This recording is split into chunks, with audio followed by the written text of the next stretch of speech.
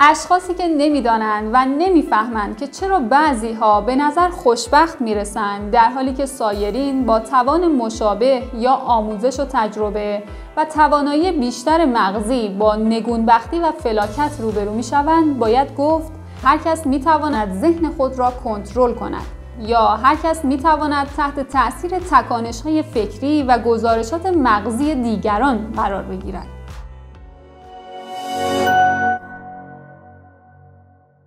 سلام و عرض ادب خدمت همه همراهان عزیز کانال یک کتاب صوتی برای تو. من سمیه عسکری اومدم با فصل آخر از کتاب بیاندیشید و ثروتمند شوید. ممنون از همه بینندگان و شنوندگانی که تا آخر این کتاب ما رو یاری کردن. اگر در مورد این کتاب و یا کلیت کانال نظر، ایده و یا سوالی دارید، میتونید زیر هر کدوم از ویدیوها از طریق کامنت نظرات و سوالات خودتون رو مطرح کنید. برای حمایت از ما رو به دوستانتون معرفی کنید و لایک و سابسکرایب هم فراموش نشه. تا پایان این فصل آخر از کتاب با من همراه شد. فصل 15 6 شبح ترس. هنگام مطالعه این فصل پایانی کتاب روی خود تأمل کنید و ببینید که چند مورد از ترس‌های مورد اشاره درباره شما مصداق دارد.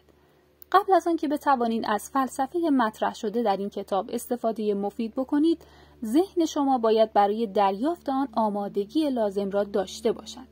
تدارک این کار دشوار نیست.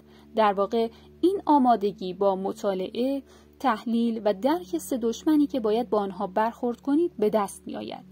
این سه دشمن عبارتند از تردید، شک و ترس. تا زمانی که این سه عنصر منفی کلاً یا جزءاً در ذهن شما باقی باشد، حس ششم نمیتواند به وظایف خود عمل کند. این سه با هم در ارتباط نزدیک هستند. وقتی یکی از آنها را میابیم، دو مورد دیگر نیز در دسترس قرار میگیرند. تردید جوانه و نهال ترس است. هنگام مطالعه مطلب به این نکته توجه داشته باشید. تردید و دودلی به شکست می انجامد و ترکیب این دو تولید هراس می کند. فرایند ترکیب اغلب آهسته است. به همین دلیل است که این سه دشمن تا این حد خطرناک هستند. اینها بی آنکه متوجه باشیم و بی آنکه دیده شوند شکل می گیرند و ناگهان ظاهر می شوند. باقی مانده این فصل هدفی را توصیف می کند که لازم است قبل از اجرای فلسفه مورد بحث در این کتاب با آن دست یابیم. همچنین شرایطی را تحلیل می کند که سبب شده است کثیری از مردم به فقر و تنگدستی سوق داده شوند. به حقیقتی اشاره دارد که باید همه طالبین ثروت آن را درک کنند. هدف این فصل درمان این 6 ترس است. قبل از پیروزی بر دشمن باید نامش را بدانید. بدانید که چه عاداتی دارد و در کجا یافت می شود. هنگام مطالعه یک کتاب خود را به دقت تحلیل کنید و ببینید که کدام یک از این ترس‌های عمومی خود را به شما متصل ساختند. فریب عادات این دشمنان بزرگ را نخورید. توجه داشته باشید که اینها گاه در ذهن نیمه هوشیار پنهان می‌مانند. شناسایی آنها در این شرایط دشوار است. از این دشوارتر از میان برداشتن آنهاست. 6 هراس اصلی. با 6 هراس اصلی روبرو هستیم که همه اشخاص در زمانی با یک یا ترکیبی از آنها روبرو می شوند. اغلب اشخاص اگر از هر 6 مورد رنج نبرند بسیار خوشبخت هستند. این هراس ها به ترتیب اهمیت عبارتند از ترس از فقر، ترس از انتقاد، ترس از بیماری، ترس از دست دادن عشق و محبت اشخاص، ترس از سالهای کهولت، ترس از مرگ.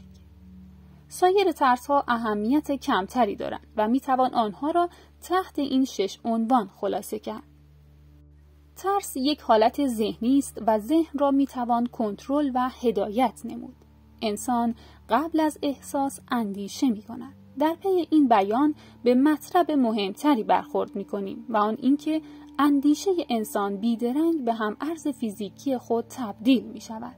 تکانش‌های فکری که به صورت اتفاقی دریافت می‌شوند می توانند شرایط مالی، شغلی، حرفه‌ای یا سرنوشت اجتماعی اشخاص را مشخص سازند. ما در اینجا به حقیقت بسیار مهمی اشاره داریم که به اشخاصی که نمی‌دانند و نمی‌فهمند که چرا بعضی‌ها به نظر خوشبخت می‌رسند در حالی که سایرین با توان مشابه یا آموزش و تجربه و توانایی بیشتر مغزی با نگونبختی و فلاکت روبرو می‌شوند، توضیح کافی ارائه می‌کنند.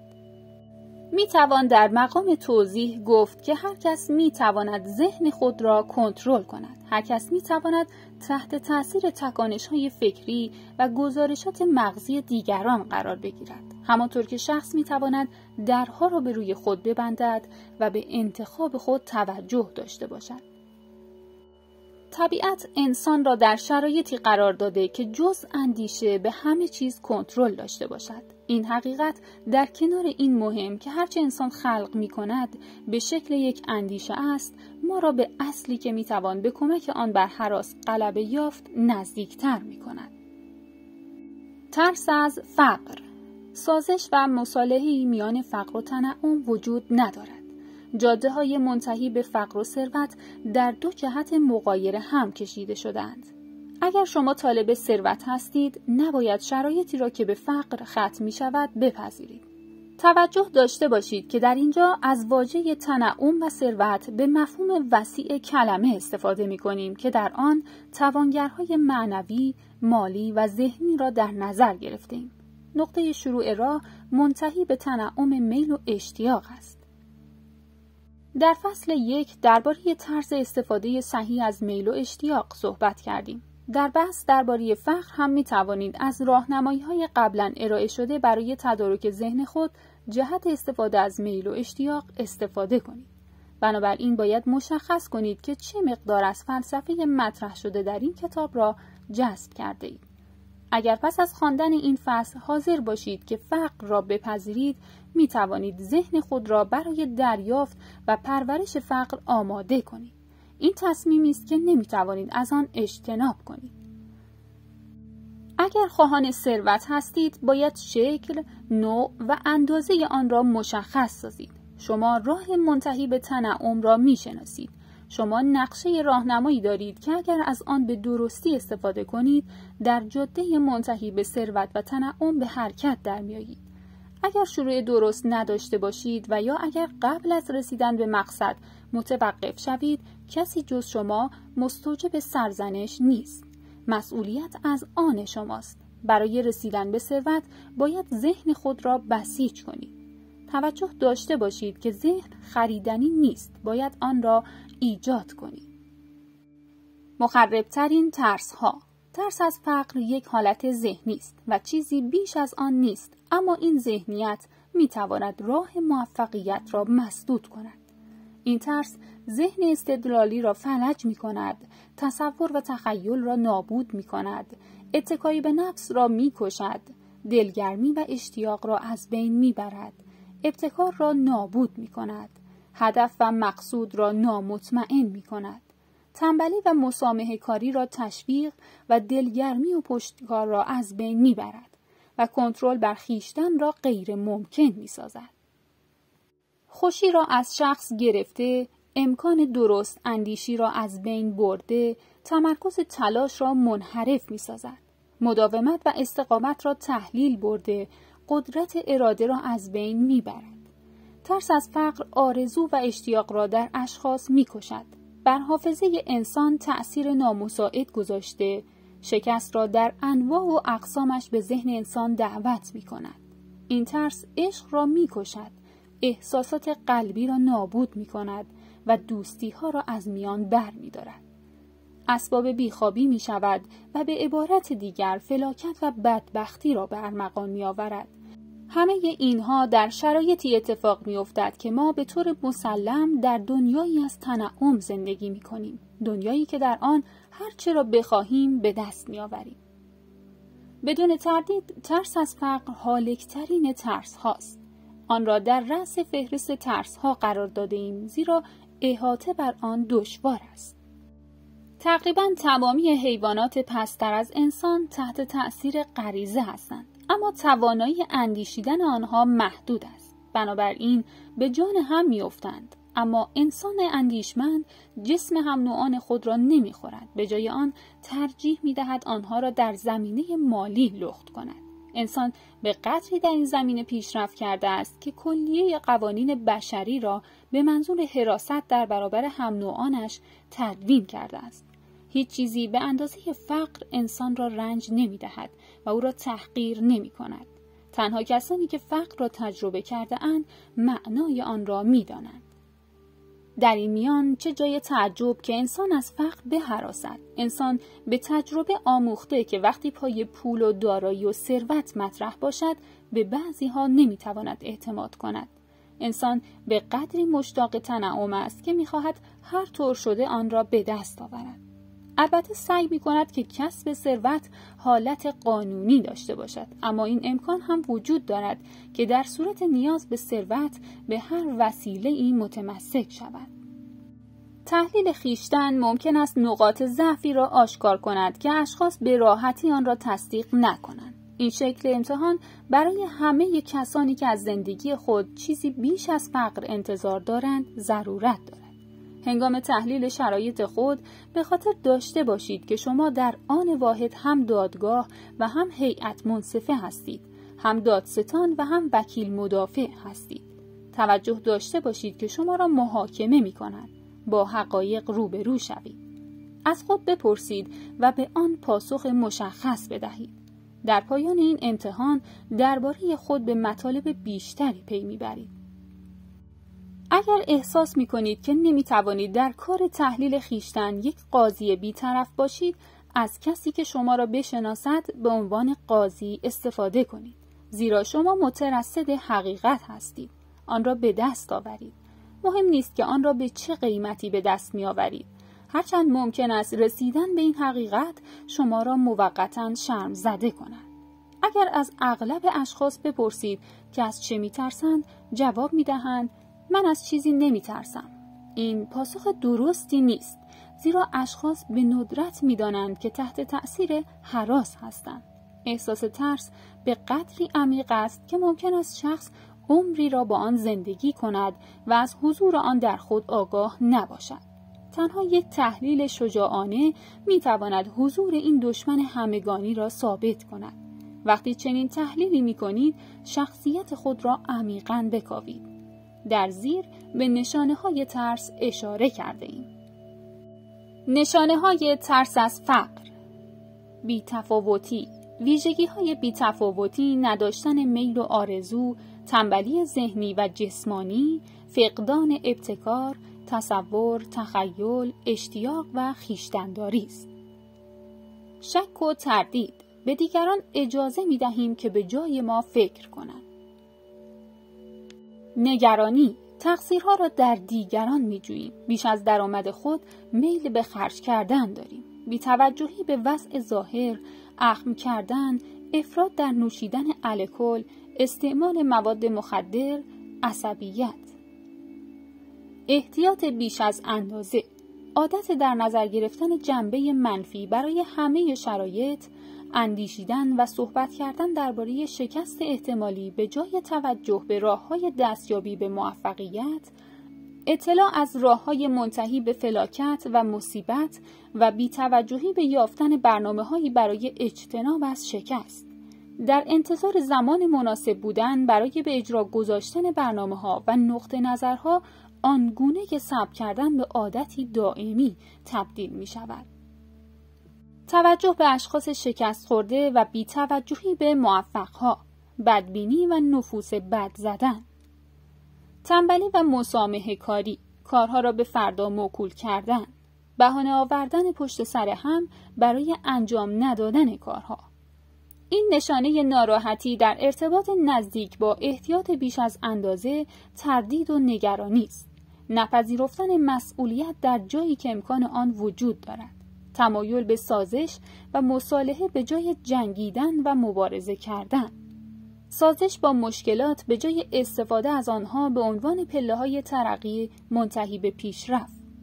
چانه زدن درباره چیزهای بی‌ارزش به جای توجه به تنعم، ثروت، رضایت و خوشبختی.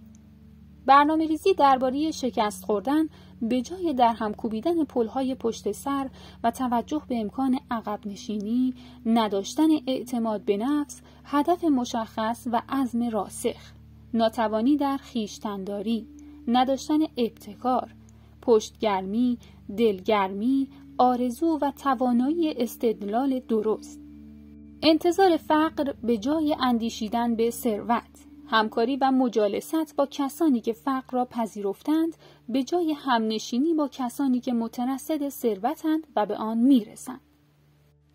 پول سخن میگوید. بعضی ها میپرسند چرا کتابی درباره پول نوشتم؟ چرا باید تنعم و توانگری را با معیار پول سنجید؟ بعضی ها معتقدند و حق هم با آنهاست که اشکال دیگری از تنعم وجود دارد که از پول مهمتر است.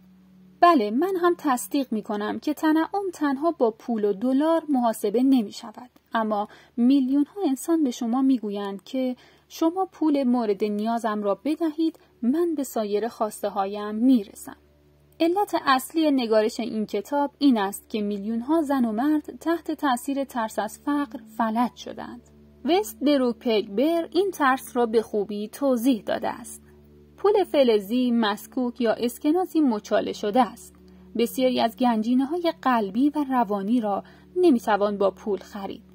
اما اغلب کسانی که در فقر و مسکنت به سر میبرند این را نمیپذیرند. وقتی مردی ندار است و باید در خیابانها پرسه بزند، وقتی بیکار است و نمیتواند شغلی دست و پا کند، گرفتار ذهنیتی است که میتوان آن را در حالت شانه ها، در طرز کلاهی که به سر گذاشته، در طرز راه رفتن و نگاهش متوجه شد. او نمیتواند در جمع توانگرانی که شغل و پست و کار و مقام دارند احساس حقارت نکند، هرچند بداند که آنها لزوماً هم ارز او نیستند و به اندازه او ذکاوت و فراست ندارند. صاحبان امتیاز، مقام و امکان و ثروت دیگران را ناخواسته قربانی میبینند. ممکن است ندار مدتی از دیگران قرض بگیرد، اما این قرض گرفتن اغلب به اندازه این نیست که او را راضی کند. از آن گذشته نمیتواند برای همیشه قرض بگیرد، اما کسی که برای امرار معاش خود قرض میگیرد افسرده میشود. پول قرضی هرگز به اندازه سایر پولها الهام بخش نیست. وقتی مردی در شرایط نامناسب به سر میبرد، وقتی شغل و کار و کاسبی ندارد، گاه برای یافتن کار کیلومترها تن به سفر می‌دهد. بعد جواب می‌گیرد که شغل را به شخص دیگری دادند. کاری پیدا می‌کند که کسی برای آن پولی نمی‌پردازد. باید بر اساس درصد فروش کار کند، آن هم برای کالایی که خریداری ندارد جز آن که کسانی به ترحم آن را بخواهند. در این شرایط متقاضی شغل بار دیگر خود را در خیابان می‌یابد که نه جایی برای رفتن دارد و نه کسی را می‌شناسد که به او رجوع کند. با این حساب به پرسه زدن ادامه می‌دهد. به ویترین‌های فروشگاه‌ها و به اشیاء درون آنها نگاه می‌کند که با او غریبند. در این شرایط نسبت به کسانی که با اشتیاق و علاقه به درون مغازه می‌روند و خرید می‌کنند احساس حقارت می‌کند. در ایستگاه قطار به راه می‌افتد. برای استراحت به کتابخانه‌ای می‌رود، اما این با یافتن شغل فرق دارد.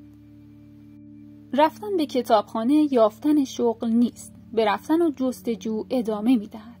ممکن است لباس‌های پرزرق و برق یادگار ایام گذشته را بپوشد، اما این هم برای او نان و آب نمی‌شود.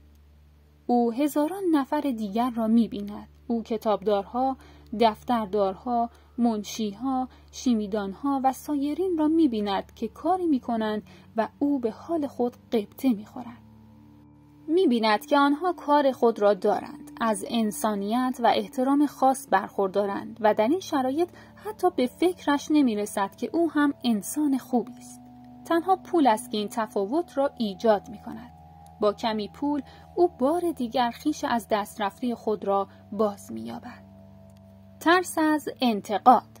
خیلی ها از انتقاد می‌ترسند، اما کسی به طور قطعی نمی‌گوید که نگران انتقاد است. اما واقعیتی است که در اغلب اشخاص ترس از انتقاد به شکل کاملا پیشرفته خود وجود دارد. به اعتقاد من ترس از انتقاد ناشی از آن بخش از طبیعت به ارث رسیده به انسان است که نه تنها می‌خواهد اشیا و مایملک سایر هم نوعان خود را به دست آورد، بلکه می‌خواهد خود را از انتقاد سایر هم نوعان خود مبرا نگه دارد. بسیاری از سیاستمداران به جای آنکه به ویژگی‌های خود بپردازند، سعی دارند با انتقاد کردن از رقبای خود در موقعیت بهتری قرار بگیرند.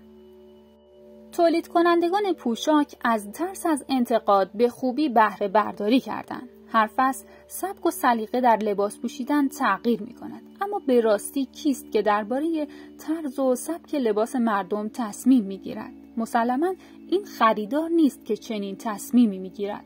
به جای آنها تولید کننده در مقام تصمیم گیری است. اما چرا طرز لباس پوشیدن را به این سرعت تغییر می‌دهند؟ جواب مسلمی دارد. آن را تغییر می‌دهند تا بتوانند لباس‌های بیشتری بفروشند. با همین استدلال تولید کنندگان مدل اتومبیل‌های خود را همه ساله تغییر می‌دهند. همه می‌خواهند اتومبیل آخرین مدل سوار شوند. تا اینجا درباره اشخاصی صحبت کردیم که تحت تأثیر ترس از انتقاد تن به رفتارهای بخصوصی می‌دهند. اکنون اجازه بدهید رفتار انسان را وقتی این ترس بر او در روابط مهمتر تأثیر می‌گذارد توضیح دهیم. مثلا به کسی توجه کنید که به سن بلوغ فکری رسیده است. 35 تا 40 سالگی به طور متوسط. اگر بتوانید افکار پوشیده در پس ذهن او را بخوانید، می‌بینید که افکار او به طور کلی با افکار کسانی که چند دهه قبل از او زندگی می‌کردند تفاوت بارز دارد. چرا انسان حتی در عصر روشنگری حاضر نیست باورهای خود را نسبت به افسانه و دروغ کتمان کند؟ دلیلش ترس از انتقاد است. بسیاری از زنان و مردان را به این دلیل که جرأت کرده به اشباح شک کنند سوزانیده‌اند. به همین دلیل است که از انتقاد میترسیم که گرفتار مجازات سنگین شویم. این موقعیت هنوز در بسیاری از کشورها وجود دارد. ترس از انتقاد انسان را از این کار محروم می کند. قدرت تصور او را نابود می کند. به فردیت او لطمه می زند. اتکای به نفس او را از بین می برد. به انواع و اقسام راه‌ها به او آسیب می رساند. پدر و مادر اغلب با انتقاد از فرزندان خود به آنها لطمه شدید می زنند. همه به شکلی از انتقاد می ترسند و اغلب نزدیکترین کسان به ما بیش از سایرین از ما انتقاد می کنند. به اعتقاد من والدینی که در ذهن فرزندان خود عقده حقارت می کنند و با انتقادهای بیجا در فرزندان خود تولید حقارت می کنند مرتکب خطا و جنایت بزرگی می شوند. کارفرمایانی که طبیعت انسان را می‌شناسند می‌دانند که بهترین راه استفاده از اشخاص به جای انتقاد پیشنهاد سازنده است. پدر و مادر هم باید در ارتباط با فرزندان خود چنین کنند. انتقاد ترس را در دل انسان می‌کند، اما تولید عشق و محبت نمی‌کند. نشانه‌های ترس از انتقاد. این ترس نیز تقریباً به اندازه ترس از فقر عمومیت دارد و اثرات آن به همان اندازه در موفقیت انسان مشکل ساز می شود. روی هم رفته می توان گفت که ترس از انتقاد تا حدود زیاد ابتکار را نابود می کند و استفاده از قدرت تخیل را از بین می برد.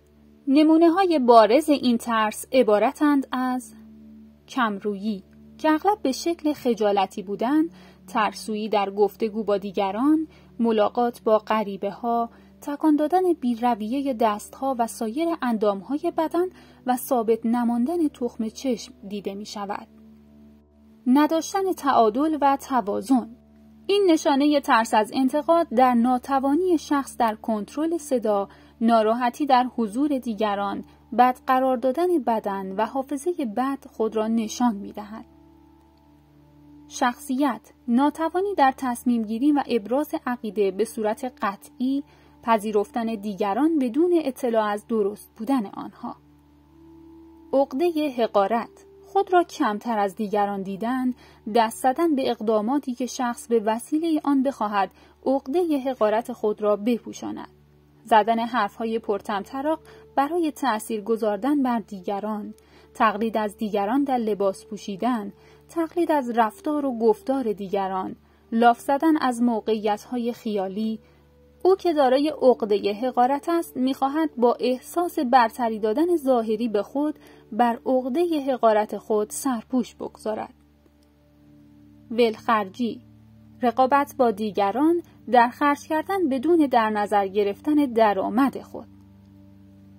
نداشتن ابتکار، استفاده نکردن از فرصت‌های مناسب برای اعتلاء شخصی، ترس از ابراز عقیده، بی‌اعتمادی به عقاید خود، تفره رفتن از جواب گفتن به سوالات مسئولین، تردید در سخنگویی.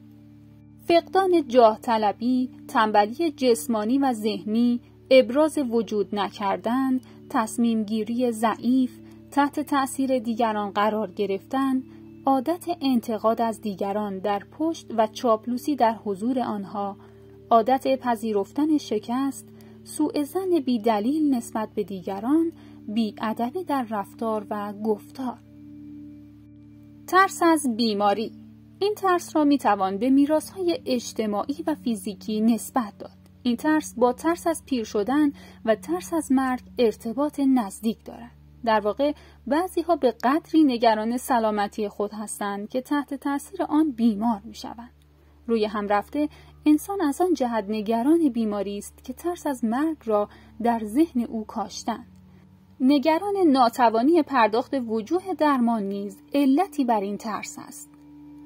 به تخمین یکی از پزشکان مشهور 75% بیمارانی که برای درمان خود به پزشک رجوع می‌کنند از توهم بیماری رنج می‌برند.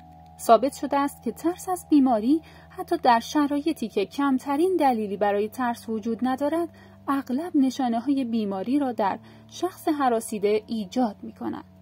انسان بیش از آن که فکر می‌کنید قدرتمند است. مغز انسان می‌تواند بسازد یا نابود کند. چند سال پیش در جریان آزمایش‌های متعددی که صورت گرفت، ثابت شد که اشخاص را می‌توان با تلقین بیمار کرد. من شخصاً در این زمینه آزمایش‌هایی کردم. در جریان یک آزمایش اشخاصی را انتخاب کردم و قرار شد که به هر کدام از آنها 3 نفر با فاصله‌ای از یکدیگر رجوع کنند. نفر اول به شخص مورد آزمایش می گفت مثل اینکه حالت خوب نیست. در اغلب موارد شخص تحت آزمایش جواب می داد نه حالم خوب است. اما واکنش او نسبت به دومین سوال کننده فرق داشت. دقیقاً نمیدانم اما مثل اینکه حالم آنقدرها هم تعریفی ندارد. اما در جواب سومین سوال کننده اغلب می گفتند که حق با توست، حالم بسیار بد است. اگر به این حرف من شک دارید آن را روی دوستان یا آشنایانتان آزمایش کنید. اما توصیه من به شما این است که در این زمینه بیش از حد پیش نروید. با توجه به نشانه‌های موجود می‌دانیم که تکانش‌های فکری منفی می‌توانند اشخاص را به راستی بیمار کنند. این تکانش می‌تواند با تلقین از ذهنی به ذهن دیگر انتقال یابد. شخصی در همین زمینه میگفتم وقتی کسی از من حالم را میپرسد دلم میخواهد جواب او را با کوبیدن مشتی بر دهانش بدهم. گاه پزشکان بیماران را برای درمان به نقاط دیگری میفرستند زیرا احساس میکنند که تغییر روحیه و آب و هوا برای آنها ضرورت دارد. بذر ترس از بیماری در هم وجود دارد. نگرانی، ترس، دلسردی و نومیدی به رشد بذر ترس کمک می‌کند. نومیدی و دلسردی در کارهای شغلی و امور عشقی از جمله مهمترین علل بیماری هستند. مرد جوانی به اندازه‌ای تحت تاثیر شکست عشقی خود قرار گرفته بود که او را در بیمارستان بستری کردند. ماها او میان مرگ و زندگی دست و پا می‌زد. سرانجام از یک روانپزشک کمک گرفتند. روانپزشک پرستارهای او را عوض کرد و برای او پرستار بسیار زیبایی را در نظر گرفت که به او اظهار عشق می‌کرد. در مدت 3 هفته بیمار را از بیمارستان مرخص کردند. البته هنوز ناراحت بود اما ناراحتیش تا حدود زیاد تخفیف یافته بود. بار دیگر احساس عشق داشت. شاید دانستنش برای شما جالب باشد که این بیمار و پرستار زیبایش کمی دیرتر با هم ازدواج کردند. نشانه‌های ترس از بیماری. نشانه‌های این ترس فراگیر عبارتند از تلقین به خود. استفاده از تلقین‌های به خود و مترصد نشانه‌های بیماری‌های مختلف بودن، در اندیشه بیماری‌های خیالی فرو رفتن و صحبت کردن از آن به طریقی که انگار حقیقت دارد. با دیگران درباره عمل جراحی، حادثه و سایر بیماری‌ها حرف زدن. پیروی پی در پی از برنامه‌های غذایی، تن دادن به فعالیت‌های جسمانی بدون راهنمایی اشخاص واجد شرایط، از سر خود دارو مصرف کردن و خود را به حساب خود درمان کردن. خود بیمار انگاری، مرتب از بیماری حرف زدن و در اندیشه بیماری بودن و انتظار بیماری را داشتن تا حدی که به فکر فروپاشی اعصاب منتهی می شود. باید توجه داشت که اینها نتیجه اندیشه منفی هستند و چیزی جز اندیشه مثبت نمیتواند آن را درمان کند. خود بیمارانگاری اصطلاحی برای بیماری‌های خیالی است. خود بیمارانگاری به شخص آسیب می‌زند. اغلب بیماری‌های اعصاب و روان ناشی از بیماری‌های خیالی هستند. ورزش نکردن. ترس از بیماری اغلب در کار ورزش‌های جسمانی اختلال ایجاد می‌کند و نتیجه آن بی‌تحرکی و در نتیجه ازدیاد وزن است. ترس از بیماری مقاومت بدن را تخفیف می‌دهد و شرایط مطلوبی برای بروز انواع بیماری‌ها فراهم می‌سازد. ترس از بیماری اغلب با ترس از فقر، به خصوص در مورد بیماری‌های توهمی که شخص نگران پرداخت پول دکتر و دارو و بیمارستان است، ارتباط دارد. ترس از دست دادن معشوق. منبع اولیه این هراس احتمالاً از زمانی نشأت می‌گیرد که مردها زنهای یکدیگر را می‌ربودند یا با زنهای دیگر رابطه برقرار می‌ساختند. حسادت در سایر انواع ناراحتی‌های روانی ناشی از ترس به ارث رسیده عشق و محبت دیگران است. این ترس در میان ترس‌های ششگانه از همه دردناکتر است و بیشتر فکر و ذکر اشخاص را اشغال می‌کند. ترس از دست دادن عشق و محبت احتمالاً به عصر حجر باز می‌گردد که مردها به اتکای قوت بازو زنان را تصاحب می‌کردند. مردهای روزگار ما هم به این کار ادامه می‌دهند، اما شیوه آنها با گذشته تفاوت کرده است. مردهای زمانه ما به جای زور سعی می‌کنند با قول دادن به خرید لباس‌های زیبا، اتومبیل‌های شیک و آخرین مدل به این کار تن بدهند که در مقایسه با استفاده از نیروی جسمانی بسیار مؤثرتر است. عادات مردها در این زمینه شبیه عادات آنان در شروع تمدن است.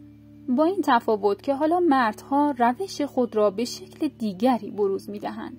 بررسی‌های دقیق به عمل آمده نشان می‌دهد که زنها بیش از مردها در معرض هراس هستند.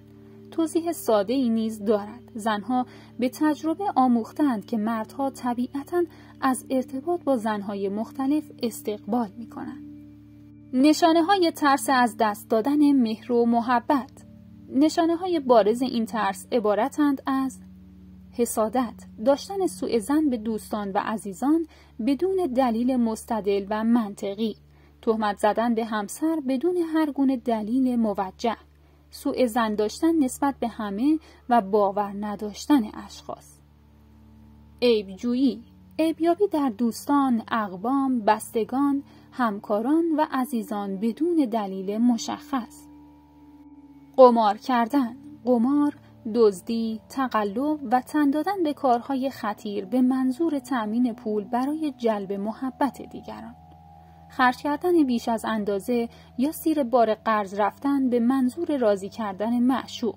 بیخوابی، عصبیت، فقدان مداومت و پایداری، ضعف اراده، خویشتن‌دار نبودن، نداشتن اعتماد به نفس، بدخلقی. ترس از مرگ. برای بعضی‌ها ترس از مرگ ظالمانه ترین ترس هاست. علت مشخصی دارد. ترس از مرگ اغلب میتواند ناشی از تعصبات مذهبی باشد. کفار و بیدین ها کمتر از اشخاص متمدن از مرگ میترسند. صدها میلیون سال است که انسان از خود پرسیده من از کجا آمدم و به کجا می روم. بسیاری از مذهبیون گذشته دیگران را دعوت به کیش خود کردند. با آنها گفتند مذهب مرا بپذیرید تا کلید درهای بهشت را پس از مرگ به شما هدیه کنم. اگر به دین من ایمان نیاورید در آتش جهنم برای ابد می سوزید. اندیشه مجازات ابدی علاقه به زندگی را از بین می برد و خوشبختی را غیر ممکن می سازد.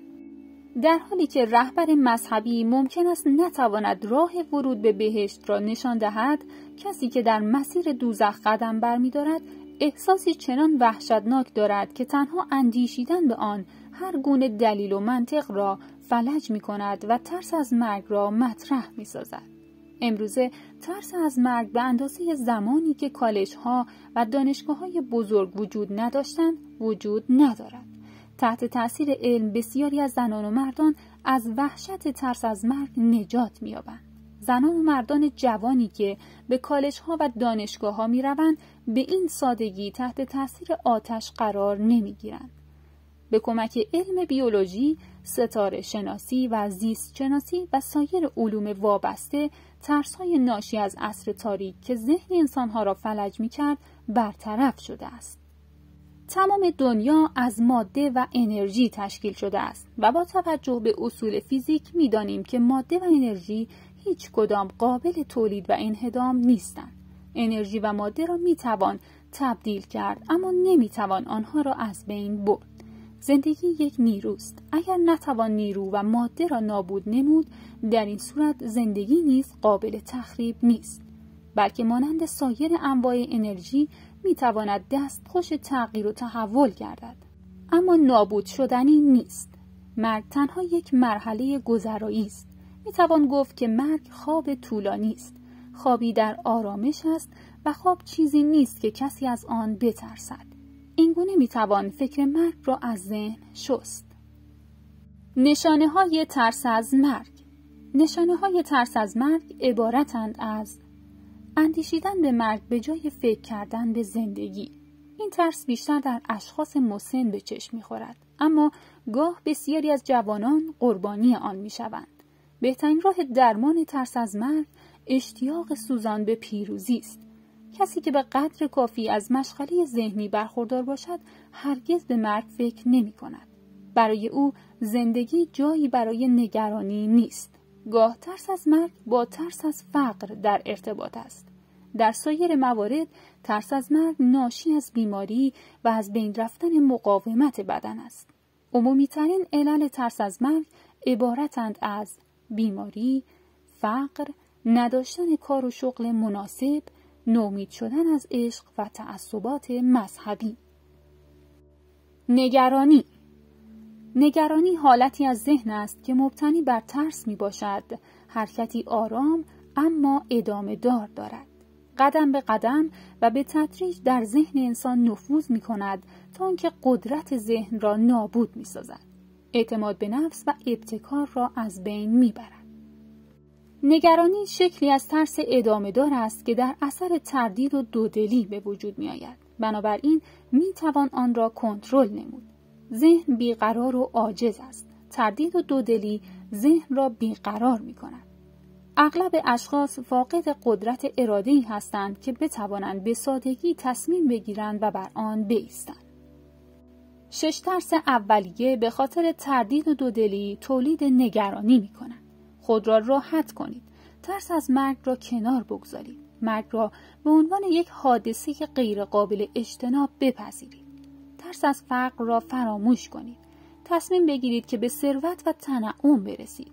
پای خود را بر گردن‌تر از انتقاد فشار دهید. نگران حرف‌های دیگران نباشید. مهم نیست آنها چه می‌کنند و چه می‌گویند.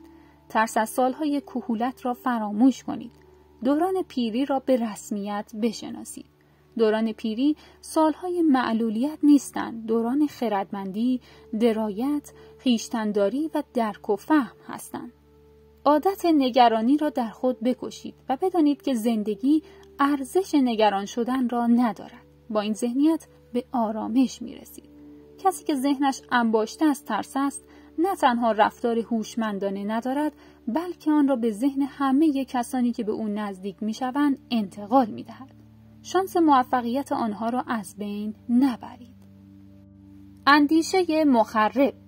ارتعاش ترس از ذهنی به ذهن دیگر می‌رسد. درست همانطور که صدای انسان از ایستگاه فرستنده به ایستگاه گیرنده رادیو منتقل می‌شود.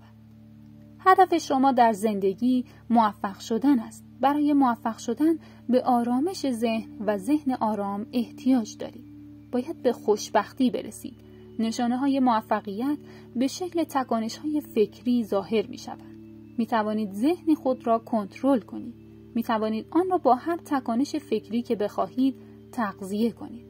می‌توانید از ذهن خود استفاده سازنده کنید. شما حاکم بر زندگی دنیوی خود هستید. می توانید افکار خود را کنترل کنید.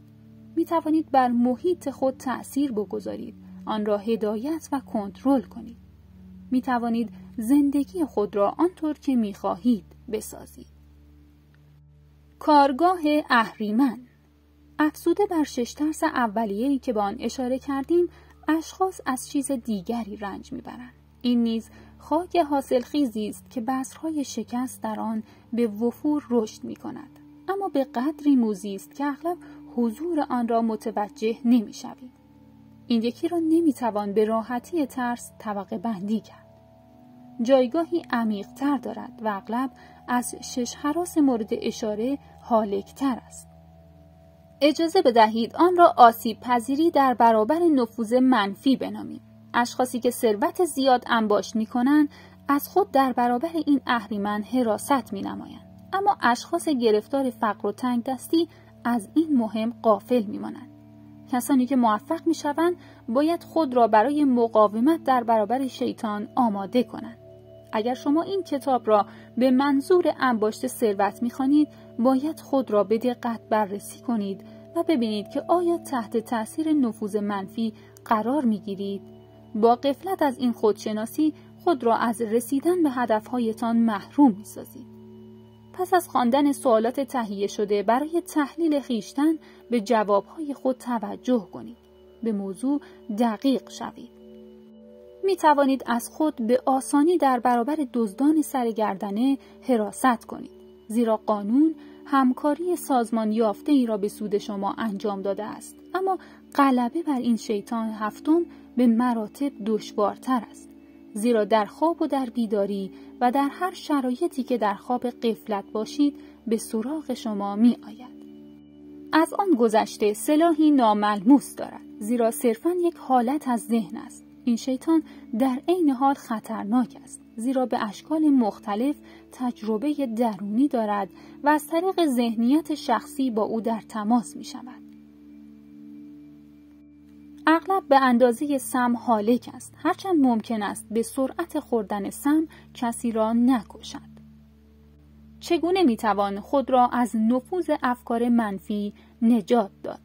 برای حراست از خود در برابر نفوذهای منفی، خواه این افکار زائیده خود شما یا نتیجه فعالیت اشخاص منفی اطراف شما باشد، به این مهم توجه داشته باشید که شما از قدرت اراده برخوردارید. از این نیروی خود استفاده کنید تا در حصاری قرار گیرید که از نفوذ افکار منفی به ذهنتان مصون باشید. به این حقیقت توجه داشته باشید که انسان در معرض آسیب همه تلقین‌هایی است که با نقاط ضعف او در ارتباط باشد. توجه داشته باشید که ممکن است شما به حکم طبیعت خود در معرض هر یک از این 6 هراس قرار گیرید. به خاطر داشته باشید که نفوذ منفی اغلب از طریق ذهن نیمه هوشیار روی شما عمل می‌کند.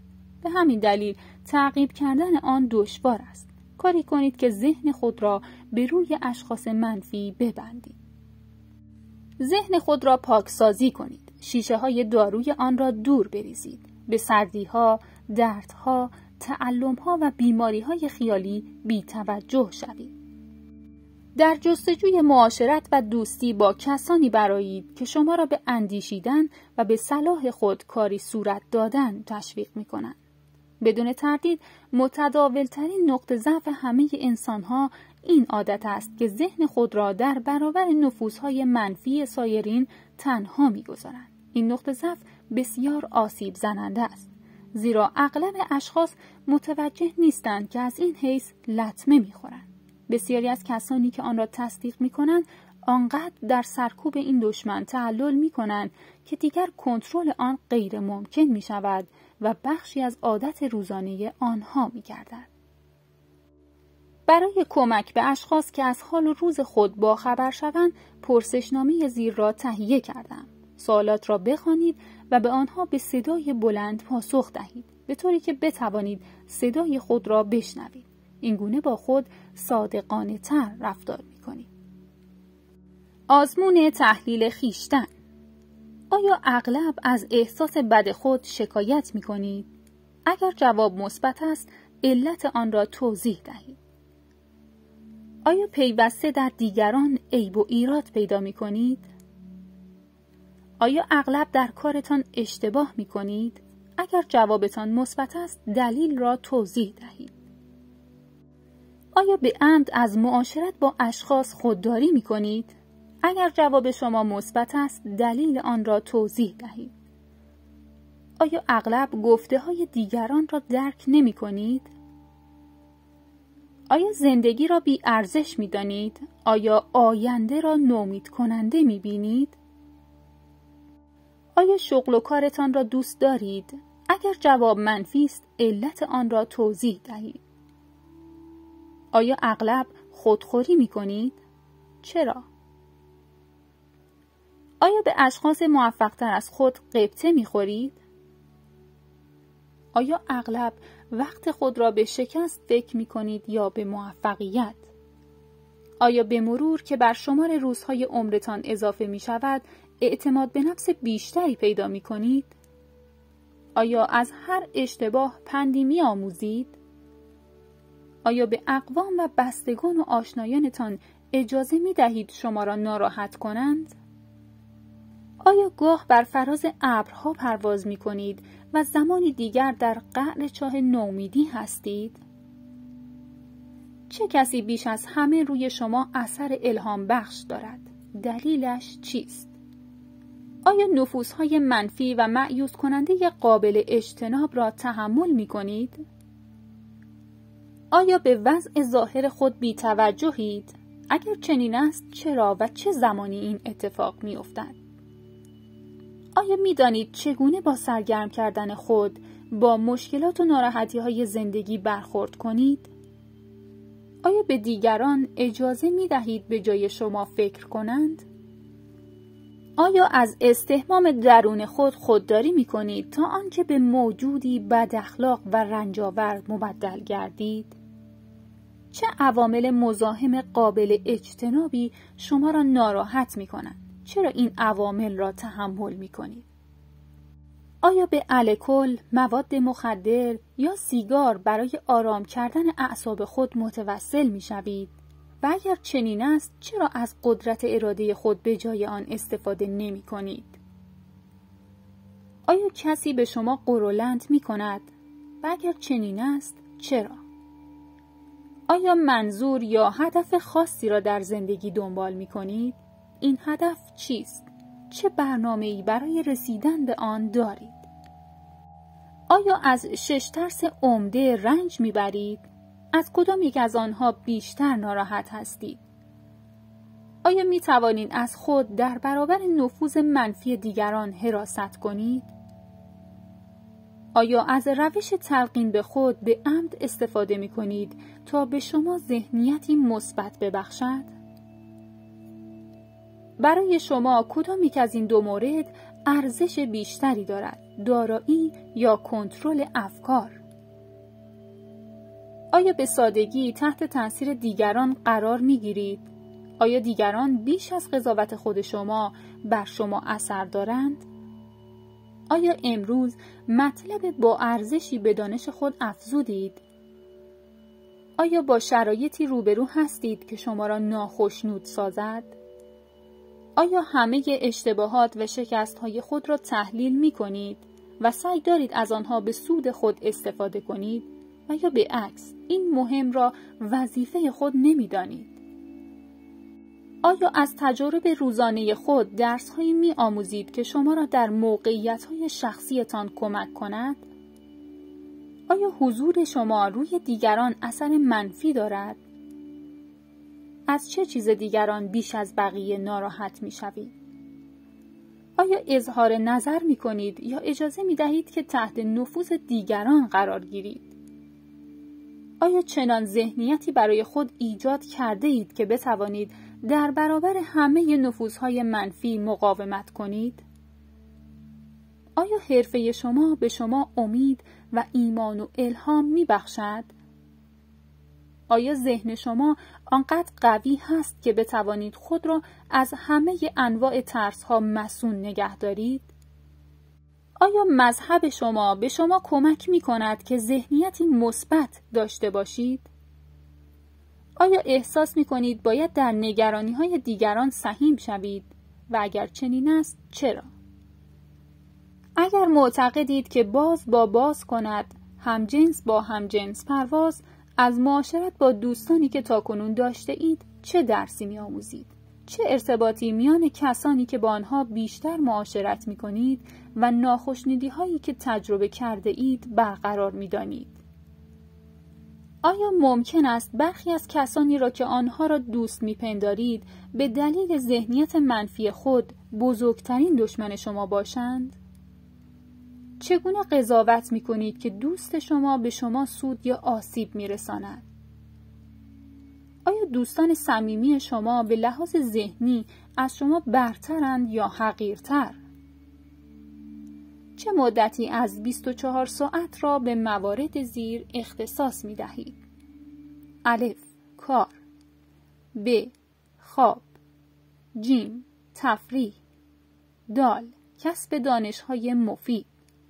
ه، وقت گذرانی. از میان آشنایان شما چه کسی بیشتر؟ الف، شما را تشویق می کند. ب، شما را به احتیاط دعوت می کند. جیم، شما را دل سرد می کند. بزرگترین نگرانی شما چیست؟ چرا آن را تحمل می کنید؟ وقتی دیگران به شما توصیه می کنند و پند و اندرز می دهند، آیا آن را بیچون و چرا میپذیرید یا به جای آن انگیزه آنها را تحلیل میکنید؟ بزرگترین آرزوی شما چیست؟ آیا قصد دارید به آن برسید؟ آیا حاضرید همه آرزوها و امیال خود را فدای این یکی کنید؟ چه فرصتی از روز را صرف رسیدن به آن میکنید؟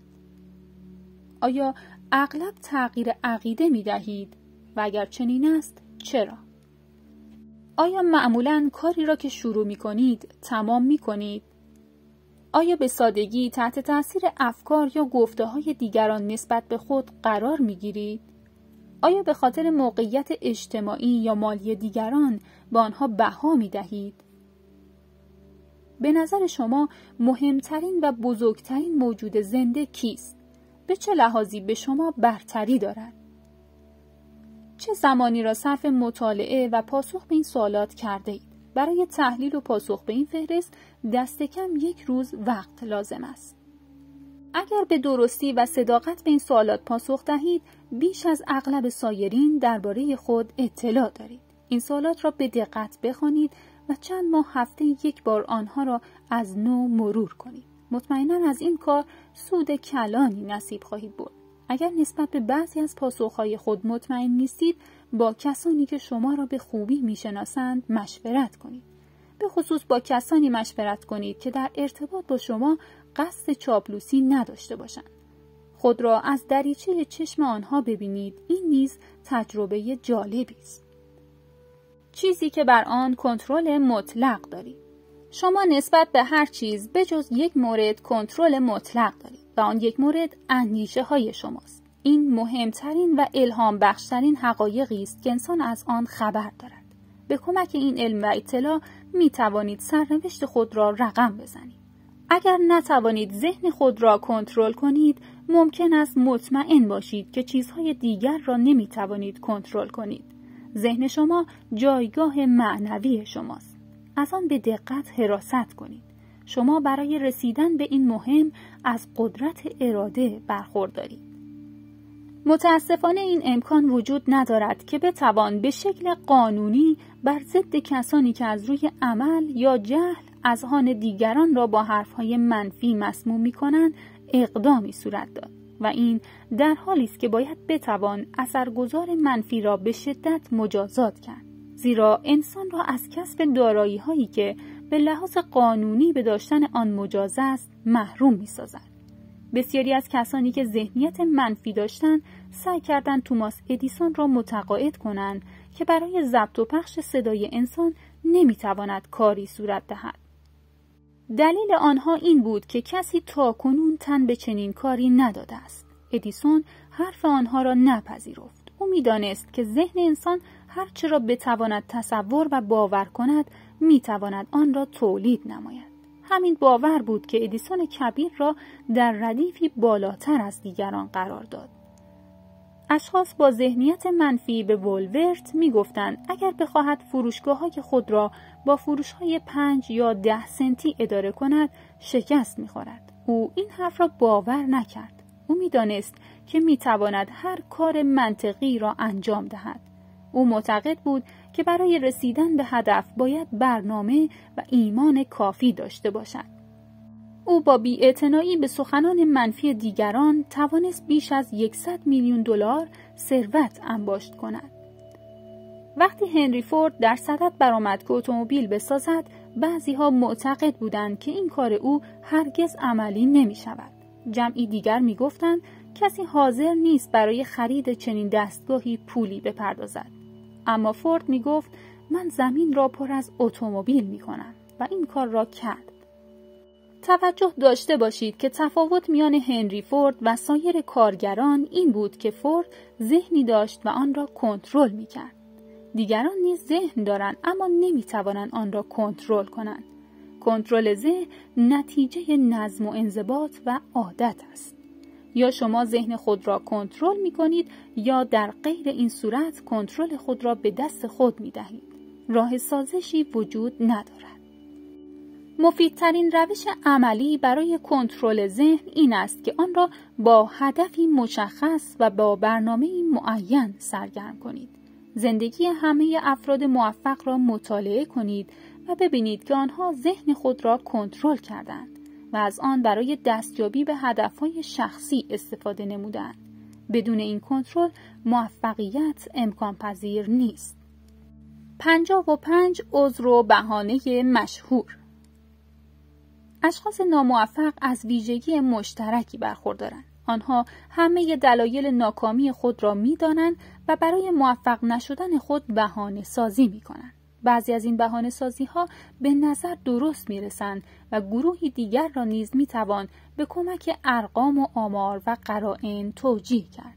اما از عذر و بهانه برای دستیابی به پول نمی‌توان استفاده نمود. سوال مهم این است که آیا به موفقیت رسیده اید؟ یکی از تحلیلگرانی که در مورد شخصیت اشخاص بررسی کرده فهرستی درباره رایج‌ترین عذر و بهانه‌ای تهیه نموده است. وقتی این فهرست را می‌خوانید خود را دقیقاً بررسی کنید و ببینید که چند مورد از این بهانه‌سازی‌ها در مورد شما صدق می‌کنند.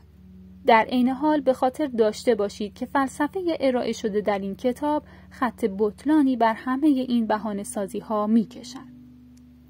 اگر من همسر و خانواده داشتم، اگر به قدر کافی پارتی داشتم، اگر پول داشتم، اگر آموزش خوبی دیده بودم، اگر می توانستم کاری پیدا کنم، اگر سالم بودم، اگر فقط وقت داشتم، اگر شرایط بهتر بود، اگر دیگران مرا درک می کردن، اگر موقعیت مکانی و زمانی من متفاوت بود، اگر می توانستم زندگیم را از نو اداره کنم، اگر از حرف دیگران نمی ترسیدم، اگر به من شانس می دادن، اگر حالا شانسی داشتم، اگر دیگران می گذاشتن، اگر برایم اتفاقی نیفتد، اگر جوانتر بودم، اگر می توانستم کاری که می خواهم انجام دهم، اگر ثروتمند به دنیا آمده بودم، اگر می توانستم اشخاص مناسبی پیدا کنم، اگر استعداد بعضی ها را می داشتم، اگر جرأت ابراز وجود پیدا می کردم، اگر از فرصت‌های گذشته استفاده کرده بودم، اگر دیگران اعصابم را خراب نمی کردن، اگر مجبور نبودم خانه‌داری کنم، اگر می توانستم پولی پس‌انداز کنم، اگر رئیسم مرا تشویق کرده بود، اگر کسی را داشتم که به من کمک کند، اگر خانواده‌ام مرا درک می کردن،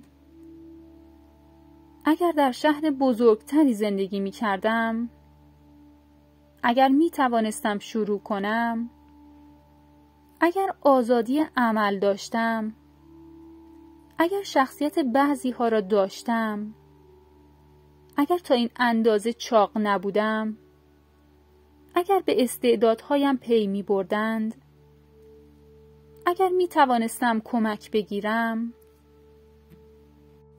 اگر می توانستم از شر بدهی خلاص شوم، اگر شکست نخورده بودم، اگر می دانستم چگونه، اگر همه با من مخالفت نمی کردند، اگر تا این اندازه نگرانی نداشتم، اگر می توانستم با شخص مناسبی ازدواج کنم، اگر دیگران تا این اندازه کودن نبودند، اگر خانواده‌ام تا این اندازه ولخرج نبودند، اگر از خودم مطمئن بودم، اگر شانس بد نداشتم،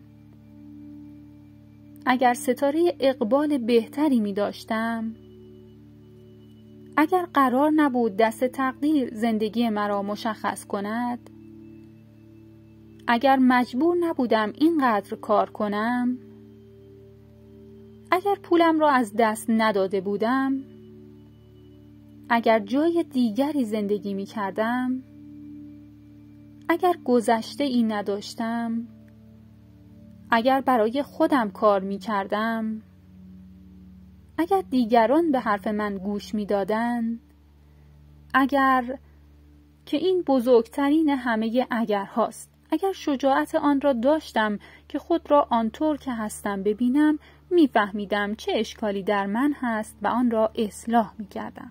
در این صورت احتمالاً فرصت داشتم که از اشتباهات خود درس بیاموزم و از تجربه دیگران پند بگیرم. زیرا می دانم که اشکالی در من هست. می دانستم که اگر نقاط ضعف خود را بیشتر تحلیل می کردم و کمتر از عذر و بهانه برای سرپوش گذاشتن بر آنها استفاده می نمودم، موفق تر می شدم. عذر و بهانه آوردن و شکست را توجیه نمودن اقدامی بسیار فراگیر است. شاید بتوان گفت که این عادت از بدو خلقت انسان وجود داشته و عامل تباه کننده موفقیت است. چرا اشخاص به این توجیهات متوسل می شوند؟ جواب مسلمی دارد. آنها از عذر و بهانه‌های خود دفاع می کنند، زیرا خود خالق آنها هستند. عذر و بهانه‌های اشخاص زائیده تصورات و تخیلات آنهاست و انسان به حکم طبیعت خود از فرزند زائیده مغز خود حمایت می کند. توجیه کردن و بهانه سازی عادتی ریشه دار است.